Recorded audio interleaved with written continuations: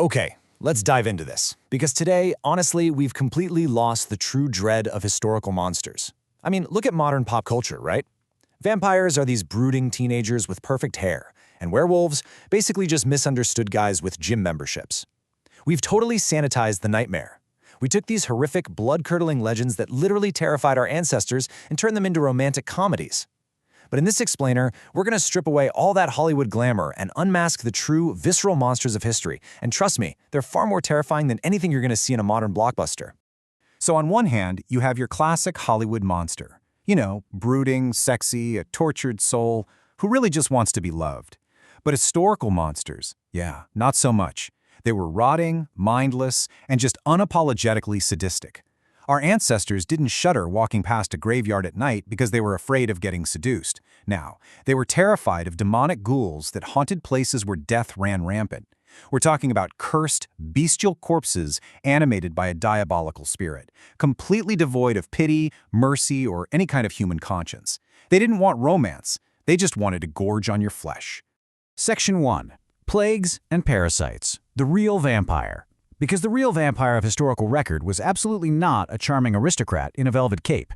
Let's look at the actual physical evidence of the sheer terror these creatures inspired.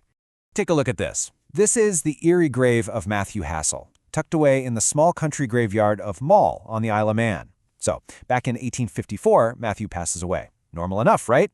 But during his funeral wake, as his friends and family are standing around his open coffin mourning him, something absolutely impossible happens. The corpse coughed.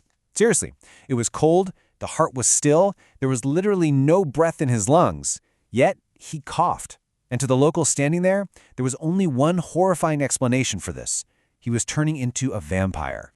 Now, they didn't just close the lid and hope for the best. To stop him from rising as an undead fiend, they took immediate, drastic action. They drove a stake right through his heart and buried him. But they didn't stop there. They drove a massive iron spike down into the earth, laid a heavy stone slab over the plot, and then crisscrossed the entire grave with heavy iron chains. Why iron? Well, in ancient folklore, iron is essentially a deadly poison to unearthly spirits. It forms this impenetrable barrier, so they literally locked the grave from the outside just to keep the monster in. Now, what's really interesting about this is the sheer permanence of these defenses. Just look at those heavy spikes and that strange trapezoidal plaque. Local legend actually states that at one point, someone was foolhardy enough to remove the iron spike driven into the earth, and almost immediately, the shadowy, terrifying figure began lurking around the graveyard at night. The person who removed the spike was relentlessly haunted by the vampire during the dark hours. And you know when the terrifying visitations finally ceased? Only when that terrified individual went back and put the iron spike exactly in its proper place. But beyond physical attacks, vampires brought something way more insidious. Miasma. This was a gangrenous, noxious stench that was believed to literally breed the plague. Take the famous case of the Berwick vampire in England. This was a man who reportedly rose from his grave night after night, running madly through the streets, accompanied by this frightful, cadaverous stench. The terrified townsfolk actually dug up his rotting, desiccated corpse, chopped it into 10 pieces, and burned it to ashes. But the monster had his revenge. From his poisonous ashes, the miasma spread anyway, bringing the Black Death to Berwick upon Tweed with a deadly ferocity. Section 2. Sadists and Sorcerers, the Historical Werewolf. Because the werewolves that terrified our ancestors definitely weren't tragic victims who cried at the full moon. They were sadistic, willing participants in diabolical pacts. Perhaps no case illustrates this better than Peter Stubb, the infamous Werewolf of Bedburg in 16th century Germany. Stubb wasn't cursed against his will. No, he was a cunning, wealthy farmer who willingly offered his soul to the devil. In return, he got a magical girdle that transformed him into a huge, powerful wolf. And for 25 agonizing years, Stubb waged a horrific reign of terror. He didn't just hunt for survival, he made a sick game out of it.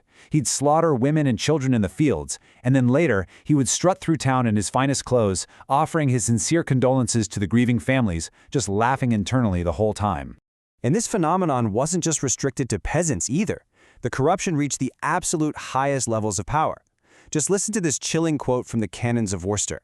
"It is an offense to the altar of God for it to rest where it is." They were speaking about none other than King John Lackland, one of the most corrupt monarchs in English history. When he died of poison after slaughtering monks basically for sport, he was buried in Worcester Cathedral. But his spirit was reportedly so wicked, so utterly damned, that horrendous wolf howls began echoing from his tomb. The terrified priest literally cast his rotting corpse out of the cathedral, and he was cursed to roam the countryside as a gangrenous werewolf. So the crucial point here is how fundamentally different this historical lore is from our modern movies. You didn't become a werewolf because another wolf bit you. You transformed deliberately, using a wolfskin belt or some diabolical ointment supplied by a dark pact. You willingly committed atrocities. And no matter what form you took, your eyes always remained human. A window to the cruel, calculating human conscience that stayed fully intact while the beast tore its victims apart. Section 3. The evidence of history, fact versus folklore. It's so easy for us to just dismiss these accounts as mere folklore or peasant superstition, right? But we really have to confront the vast amounts of contemporary documentary evidence, written down as absolute fact by sober, rational witnesses. Let's trace the terrifying escalation of the Arnaud Payola case in the early 1700s. So, Arnaud was an ex-soldier who died tragically in a fall, but mere weeks later, he began appearing at night, and his victims started wasting away and dying. The villagers exhumed him, found him sleek and rosy-cheeked, and staked him. Problem solved, right? Nope. The contagion had spread. 5 years later, a massive wasting sickness epidemic tore through the village. The panic was so severe that the actual military was called in to intervene. And this brilliantly illustrates the sheer, undeniable scale of the panic. 17. When the military lieutenant colonel ordered the graves in the village to be opened, they didn't just find bones. They found 17 fresh corpses. 17 bodies that showed zero signs of putrefaction. Instead, they had ruddy complexions, enlarged teeth, and were literally gorged with fresh blood. Now, the military, just like the peasants, relied on actual, visceral methods to destroy these fiends. You needed hawthorn stakes driven through the heart with a heavy hammer. You had to physically hack off the head. You had to build a pyre and burn the remains down to fine ash, or bind the grave with iron. Notice what's completely missing here? The silver bullet. Yeah, that is mostly a modern fiction. In reality, dealing with a monster required brute force, fire, and absolute ruthlessness. And these methods were fully sanctioned by the highest laws of the land. These weren't just spooky campfire stories, they were formal legal proceedings. On October 31st, 1589, Peter Stubb, the werewolf we discussed earlier, was formally tried and convicted in a court of law. His execution was documented in gruesome detail. He was bound to a wheel, his flesh torn with red-hot pincers, his limbs broken, and finally, his head was severed and displayed on a spike next to a wooden carving of a wolf. The state recorded this whole thing as a matter of factual history. Section 4. Are we truly safe? Let's move to our final section and see how this all builds, because we sit so comfortably in our modern world, shielded by science and technology, right? Viewing these historical accounts as primitive misunderstandings. But when we look closely at who was actually recording these events, our modern confidence starts to crack just a little bit. The documents that tell us about Arnaud Paul, Peter Stubb, and the vampires of old Europe weren't written by uneducated farmers in a blind panic. They were signed and sworn to by regimental surgeons, military lieutenant colonels, learned magistrates, and high-ranking members of the clergy. These are the testimonies of professionals. These are people whose word, observation, and meticulous record-keeping we would accept today without a shadow of a doubt if they were diagnosing a disease or signing a legal contract. Which brings us to a lingering, provocative thought I really want to leave you with. Do they become liars simply because they're distanced from us by time? If hundreds of sober, rational professionals swore on official records that they saw corpses filled with fresh blood or men who murdered under the influence of diabolical pacts, are we entirely sure we know better?